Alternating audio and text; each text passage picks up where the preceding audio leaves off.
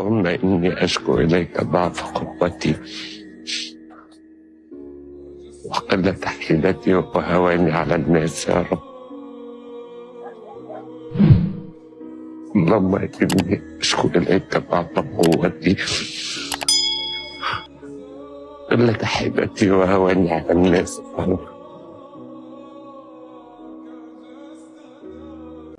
حاسس ان انا ما بقتش زي الاول. الشغف اللي كان عندي من زمان مش لاقيه. زمان كنت بعمل كل حاجة من غير كسل، لكن دلوقتي مش قادر حتى افتح الكتاب.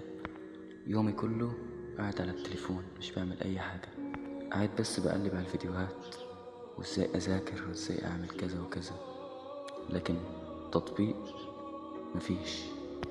حتى الموضوع ده اثر على حياتي العامة، بقيت مش بحب اخرج من البيت. حتى حبيت العزلة، حبيت اني اقعد على تليفوني محدش يكلمني ولا اكلم حد.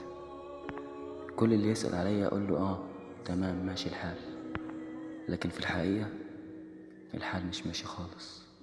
مش عارف، حاسس نفسي تايه كده، بصراحة احساس ما يتوصفش. انا كأني تايه. انا شايف الناس كلها بتتحرك وانا قاعد واقف مكاني مش بعمل اي حاجة.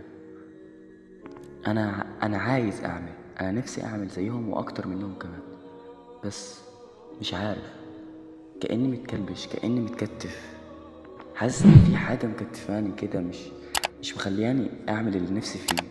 واللي يغيظك ان انا كل يوم بقول هبدأ من بكرة ومش بعمل حاجة.